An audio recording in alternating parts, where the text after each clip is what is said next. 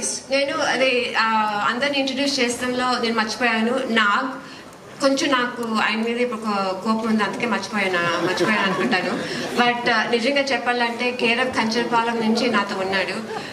3 సినిమాలు, 3 సినిమాలు. I don't want to count how many years because then I feel old. But I want to thank you for your support. I want to thank you for being on this 3rd film. I hope we continue to grow together. And he's the best. I am going to say he's the best sound designer, sync sound artist in this industry. And I wish you grow and get as big as you can. Okay? Sorry, that is how to say that. Thank you ma'am. So journalist అందరికీ ఇది premier కాబట్టి మూవీలోని ట్విస్ట్లు టర్న్లు బయటికి చెప్పకుండా questions అడగాలని request చేస్తున్నాం.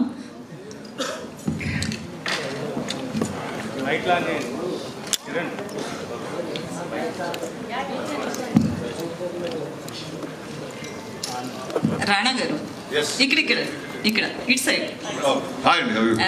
Fine.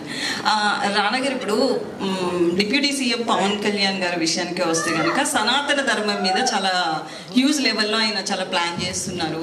But ఈ మూవీలో అంటే కొత్తపల్లిలో ఒకప్పుడు మూవీ చూస్తే కనుక దేవుడు అనేది మన క్రియేషనే అనేది ఒకటి కనిపిస్తుంది. అది నమ్మకం తప్ప దేవుడు ఉన్నాడా లేదా అనేది చెప్పలేము. సో ఇది చాలా కాంట్రాస్ట్గా ఉంది. సో మీరు ఎలా యాక్సెప్ట్ చేశారు ఈ మూవీని? అరే అసలు ఒక మంచి అసలు ఈ సినిమాకి ఇలాంటి క్వశ్చన్ అడుగుతారని అసలు నేను ఊహించలేము. అరే అసలు ఆ బాంబే మీడియాని తొక్కేశారు మేడం మన షాట్లో. ప్రవీణ్ గారు.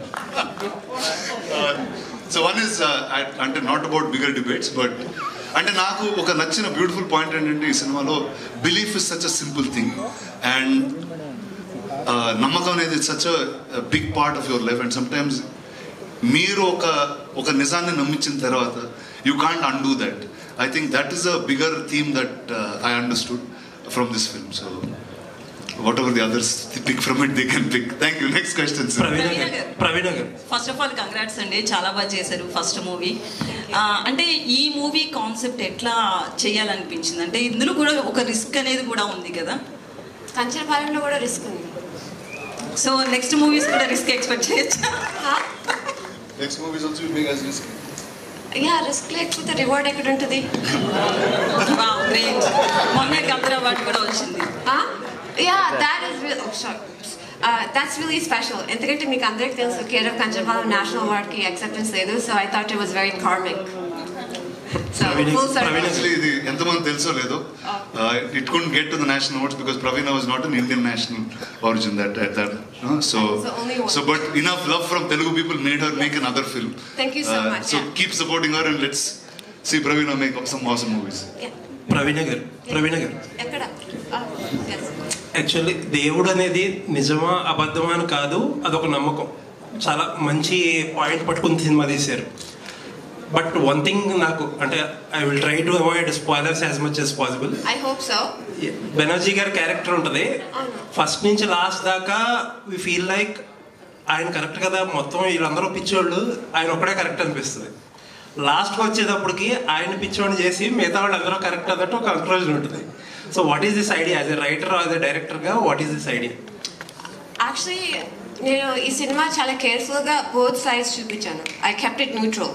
ఓకే, ప్రాక్టికల్గా నేను బోత్ సైంటిస్ట్ని and I mean as a family Hindu, right? The good మనకి న్యాచురల్గా ఇంట్లో పూజలు చేస్తాము, టెంపుల్స్కి వెళ్తాము. So I kept it very neutral. నాకు రెండు నమ్ముతాను దానికన్నా I don't know how else to explain it. I'm not going into what is right, yes, what is but wrong. No, but that's what I'm saying. So Reddy గారి character ఆయన చెప్పేది కూడా చాలా నిజం. ఆయనకి ఫైనల్గా ఆయన మీరు సినిమా మళ్ళీ ఒకసారి చూస్తే అందరు క్యారెక్టర్స్ గ్రే క్యారెక్టర్స్, అందరు క్యారెక్టర్స్ ఆపర్చునిస్ట్, బట్ అందరికీ ఒక ఆర్క్, ఒక ట్రాన్స్ఫర్మేషన్ ఉంటుంది. రెడ్డి గారు ఒక్కరే ఇన్ మై ఒపీనియన్ ఒక మారల్ బౌండరీ క్రాస్ చేస్తారు, ఆయనకే ఆ పనిష్మెంట్. నైస్. రాణా గారు, ఇందాక మీ స్పీచ్లో స్టార్టింగ్లో చెప్పారు హానెస్ట్గా ప్రమోషన్స్ చేస్తున్నాం ఈ సినిమాకి అని చెప్పి, అండ్ ఆ ఎండ్లో కూడా ఇలా మారాలి అన్నట్టు ఏదో చెప్పారు. What was that idea? అంటే హానెస్ట్ ప్రమోషన్స్ అంటే what is this new definition from Rana? అంటే నోండి నార్మలీ ప్రమోషన్స్లో యాజ్ అ కాన్సెప్ట్ ఏం చేస్తామంటే సినిమాలో ఉన్న కొన్ని చిన్న చిన్న పార్ట్స్ తీసుకుని దాన్ని మ్యాక్సిమం వైరల్ చేసి మీ అందరి దగ్గర మ్యాక్సిమం హైప్ పొంది అలా బయటకు వదిలేద్దాం ఫ్రెష్ వేడి దోశలాగా సినిమా ఎవరు చూడకుండా is what the usual idea of how we promote films. But I thought this we should flip around. And చాలాసార్లు ఏమవుతుందంటే ఇంటర్వ్యూలు చేసేటప్పుడు కానీ మీతో మాట్లాడేటప్పుడు కానీ మీరు సినిమా చూస్తుండ్రు ఏదో ఒక అజంప్షన్తో మాట్లాడుతూ ఉంటాం and somewhere the press meet doesn't feel fulfilled in some manner. So I thought this is a good way to start for this film. Okay. And ఒక కొత్త చిన్న సినిమాలు చేసి స్పిరిట్నో లేకపోతే సురేష్ ప్రొడక్షన్స్నో అప్రోచ్ అయితే అసలు what is that Rana brings to the table అంటే? See, one is, except manaki, because of the way the industry is built, mainstream films ki tapte oka alternative storytelling ki we don't have a format, oka fixed format anedi ledu. Kani ade oka commercial cinema, oka hero tho vache cinema ki very easy paths are laid. Kani meer global ga chusukunte art house cinema or independent cinema ki oka separate set of audience untundi. See, from the time we started Kanjarpalam till now, I would have done about 6 or 7 films. All of them were successful. And I think this is enough proof that there is an audience there. కానీ ఆ ఆడియన్స్కి తీసుకెళ్లే విధానం చాలా డిఫరెంట్గా ఉంటుంది. ఎందుకంటే you can't come in the time of big film releases. You have to be able to hold that film for some time. You will have to market to the right side of circle. So I think this is what is needed for this film. I think ఇలాగా I think if 1 or 2 more years if we do this, this will become as normal as commercial films, is what I hope. అంటే independent సినిమాని రానా as a ప్రొడ్యూసర్గా కాకుండా యాక్టర్గా కూడా in fact రానా కానీ all other actors కానీ చేస్తేనే బెటర్ మెయిన్ స్ట్రీమ్ అయ్యే అవకాశం ఉందేమో.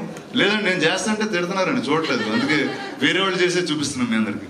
సో నేను ఓన్లీ మెయిన్ స్ట్రీమ్ చేస్తూ ఇండిపెండెంట్ అందరికీ చూపిస్తున్నాం మీకు. కంక్లూడింగ్ ఏంటంటే మిమ్మల్ని ఇష్టపడే వాళ్ళకి అది మొదలెడతారా ఏంటనేది చెప్పేస్తే వీళ్ళు కంక్లూడ్. చెప్పండి. అదే మీకు ఇష్టపడే వాళ్ళని అసలు యాక్టర్ గా రానా మళ్ళీ ఎప్పుడు కెమెరా ఫేస్ చేస్తారు. October I start something very very fun and unique. We'll all sit for that very separately. Looking forward. Thank you. ప్రవీణ ఇక్కడ హాయ్ hi. హాయ్ అండి. అంటే ఈ సినిమా చూస్తున్నంతసేపు ఒక రియాలిటీ అప్రోచ్ ఉంది. ఎక్కడ కూడా క్యారెక్టర్స్ అన్నీ ట్రూత్ఫుల్గా ఉన్నాయి. అంటే చాలా సిన్సియర్గా రాసినట్టున్నారు. ఎక్కడ సినిమాటిక్ లిబర్టీస్ తీసుకోకుండా ఆ క్యారెక్టర్స్లోకి మేము జంప్ అయిపోయాము. ఒక 10-15 మినిట్స్లో క్యారెక్టర్ని ఫాలో అవటం స్టార్ట్ చేస్తాం. సెకండ్ హాఫ్ చాలా ఎంటర్టైనింగ్గా ఉంది. అట్ ద సేమ్ టైం మీరు చెప్పాలనుకున్న పాయింట్ని అండర్ కరెంట్గా చెప్తూనే ఉన్నారు. 2 sides కూడా, రైటర్గా డైరెక్టర్గా. ఫస్ట్ అటెంప్ట్ అయినా క్యారెక్టరైజేషన్స్ని పట్టుకోవడంలో ఒక మెచ్యూరిటీ కనిపించింది మీలో. కంగ్రాచులేషన్స్ దానికి. సో మీ ఐడియాలజీ ఏంటండి? అంటే ఇలా న్యాచురల్గా అప్రోచ్ ఉన్న సినిమాల వైపుకి వెళ్తారా, లేకపోతే ఇంకా కొత్త రకమైన సినిమా చూడొచ్చా మీ దగ్గర నుంచి? ఎందుకంటే కంచరపాలెం కానీ కొత్తపల్లి ఒకప్పుడు కానీ టోన్ ఆఫ్ ద ఫిల్మ్స్ ఒకేలాగా ఉంటాయి. సో ఈ టోన్ని ఏమన్నా మార్చే ఉద్దేశం ఉందా, లేకపోతే ఇలాగే కంటిన్యూ చేస్తారు? అంటే ఐ థింక్ నా film making style as much as possible ఒక fantasy subject like maybe Harry Potter or Bahubali, which is completely a fantasy, a fictional world, a fictional character. So appur tappa, if I'm trying to tell a story in a real setting, ఆ సెట్టింగ్ని research చేసి దాన్ని ఎంత అథెంటిక్గా నేను చెప్పగలను నేను try చేస్తాను. ఎందుకంటే నాకు ఐ డోంట్ నో, నాకు అట్లాంటి ఫిల్మ్ మేకింగ్ ఇష్టం. నాకు అలాంటప్పుడు మీరు చెప్పినట్టే క్యారెక్టర్స్తో రిలేట్ అవుతాను. వాళ్ళ వరల్డ్ నాకు అర్థమవుతుంది.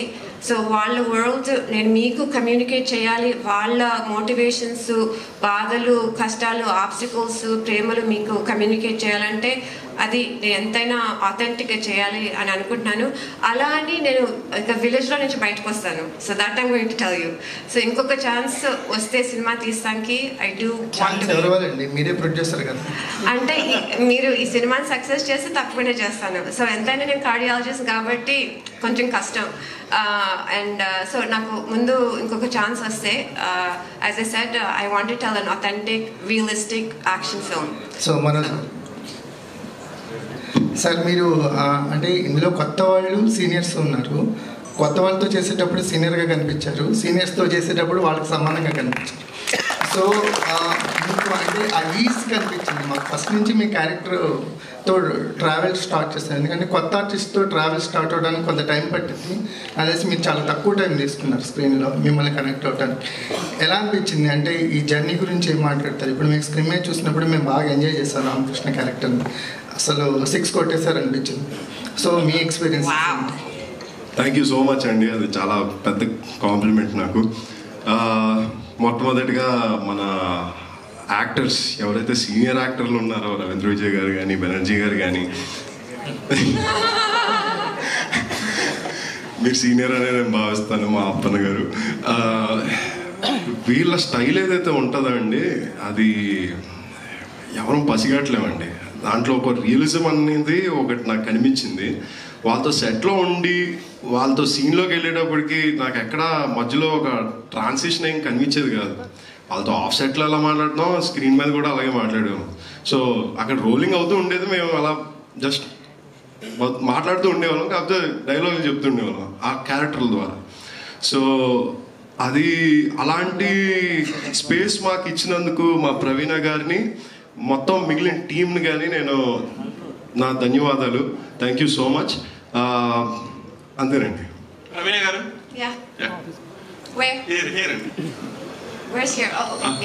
ఇండియాలో మనం దేవుణ్ణి ఎంత ఎక్కువగా నమ్ముతామో బాబాని కూడా అంత ఎక్కువగా నమ్ముతాం. సో ఈ సినిమా కాన్సెప్ట్ సెలెక్ట్ చేసుకోవడానికి ఏమైనా ఇన్స్పిరేషన్ ఉందా, రియల్ ఇన్సిడెంట్స్? నిజంగా చెప్పాలంటే ఆ దేవుడు అనే కాన్సెప్ట్ కాదు ఈ కథ నాకు ఇంట్రెస్ట్గా అనిపించింది. నిజంగా చెప్పాలంటే నేను ఎంతైనా మీరు ఏమనుకున్నా నేను కమర్షియల్ డైరెక్టర్నే, నాకు కమర్షియల్ సినిమాలే ఇష్టం. అంటే కమర్షియల్ అంటే ఆడియన్స్కి ఇష్టమైంది, ఎంటర్టైనింగ్, ఎంగేజింగ్ సినిమా. ఇట్లా preachy social concepts, art house films అని అది కాదు. ఎందుకంటే నేను కూడా మన పెద్ద కమర్షియల్ సినిమా, ఎస్పెషల్లీ రాఘవేంద్రరావు గారి సినిమాలను చూసి పెరిగిందాన్ని. అండ్ నా resources model, it's some way was one of the filmmaking style is because of certain I'm learning. So the Devudu concept మీద కాదు, నాకు మెయిన్ అట్రాక్టివ్ పాయింట్ రామకృష్ణ బాధ. రామకృష్ణ క్రియేట్ చేశారు కదా, అప్పన్న బాబాని క్రియేట్ చేశారు. సో రామకృష్ణ బాధ అండ్ ఆయన ఎంత కొంచెం టేక్ ఇట్ లైట్ గా తీసుకుంటాడు, అది ఇంకా వర్స్ అవుతుంది, నేర్చుకోడు. ఇట్లాంటి లైక్ నేను ఒక పదం వాడాను, but I don't know, everybody keeps taking it the wrong way. He's like a charming rogue, ఒక చిల్లర వెధవ. అది ఎవరన్నా ప్రేమించిన అమ్మాయిని రికార్డింగ్ డాన్స్ స్టేజ్ మీద పెడతారా, ఎంత ఫ్రెండ్స్ అని చెప్పినా, లైక్ రైట్. అండ్ ఒక పందెంలో ఎవరైనా గెలుస్తారా అమ్మాయిని, come on, those are wrong actions. So Ramakrishna బాధ, ఆయన కొంచెం ట్రాన్స్ఫార్మ్ అవ్వాలి. ఆ గడ్డివాము, ఆ రికార్డింగ్ డాన్స్, ఇవన్నీ మనకి నచ్చిన ఎలిమెంట్స్ కాబట్టి నాకు అది నచ్చింది. సో నేను దాని మీదే ఫోకస్ చేశాను. ఇదంతా అప్పన్న బాబా, అప్పన్న గుడి, ఇదంతా సెకండరీ ఎఫెక్ట్. మనం రేపు ఏ వీధిలోకి వెళ్ళినా ఒక లైక్ ఏదో నమ్మకం ఉందో ఒకటి కనిపిస్తుంది. అది మీరు వెళ్ళేటప్పుడు ఒకసారి ఆలోచిస్తే దీని వెనక ఏమైనా రామకృష్ణ కథ ఉందా అని ఆలోచిస్తే నా జాబ్ చేసినట్టు నాకు అనిపిస్తుంది. ప్రవీణ గారు, సార్ యాక్చువల్లీ సార్ ఇందాక మీరు క్వశ్చన్ అడిగారు చూడండి, నేను కూడా అంత ఇంటెలిజెంట్గా అడిగాను, నేను ఫీల్ అయ్యాను. మీకు బాగా చెప్పారు. నాకేం చెప్పారు తెలుసా, అంటే ఒక ఊర్లో గడ్డివాము రికార్డింగ్ డాన్స్ ఉండేసరికి ఈ కథ చెప్పాలని నేను డిసైడ్ అయ్యాను. అరే ఇలా ఆలోచించావా, ఓకే, వెరీ గుడ్ అని చెప్పచ్చు. సో నాకు అది ఫస్ట్ వచ్చిన ఆన్సర్ అదండి. సో అది చెప్పాలనుకున్నా ఈరోజు. రానా గారు, ప్రవీణ గారు, రానా గారు హియర్. రానా గారు, కొందరు మంచి సినిమాలు తీస్తారు, కొందరు డబ్బులు వచ్చిన సినిమాలు తీస్తారు, కానీ మీరు అవార్డు విన్నింగ్ ఫిలిమ్స్ తీస్తున్నారు ప్రీవియస్ గా. సో అన్నిటికీ డబ్బులు వస్తున్నాయి చూసావు. అంటే మార్కెట్ లో ఒక నేమ్ అయితే క్రియేట్ అయింది, ఒక బ్రాండ్. అంటే రానా గారు టేకప్ చేశారంటే అందులో ఏదో ఒక విషయం ఉంది అని.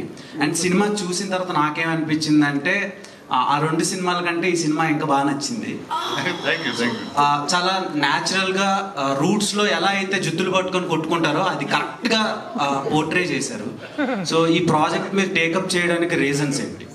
అదేనంటే మీరు అన్నదండి, లైక్ నాకు ఫస్ట్ ఆనెస్ట్ పీపుల్ అంటే మామూలుగా మనం లైఫ్లో చూసిన వాళ్ళని చాలా రేర్గా స్క్రీన్లో చూస్తూ ఉంటాం. అండ్ నాకు మా ఊరికి వెళ్ళినప్పుడు ఎప్పుడు అనిపిస్తుంది, అరే ఇతను ఇలాంటి ఒక క్యారెక్టర్ సినిమాలో ఉంటే చాలా పెక్యులర్గా ఉంటుందని. అండ్ నాకు తెలిసి అలా నా లైఫ్లో అనిపించిన క్యారెక్టర్స్ అందరూ ఈ సినిమాలో చూశాను నేను. So I thought that was such a enduring thing for a film to have. And నాకు నిజంగా ఆ బిలీఫ్ అనే కాన్సెప్ట్ మీద కూడా I really like how she weave the story.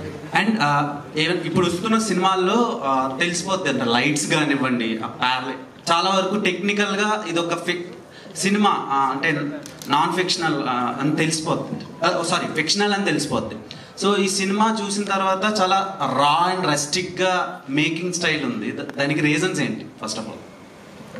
Exactly for that reason. So it doesn't look fictional. తెలుగులో అది ఆ ఫిల్మ్ మేకింగ్ స్టైల్ అంతే కదా. ఇది ఒక లైక్ స్పెక్టికల్ కాదు.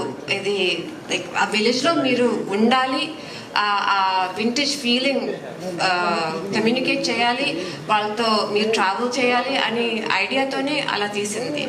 సో నేను ఎప్పుడు అంటే ఐ డోంట్ థింక్ నా స్టైల్ ఎప్పుడు ఒక స్పెక్టికల్ లాగా ఉండదు అనుకుంటాను.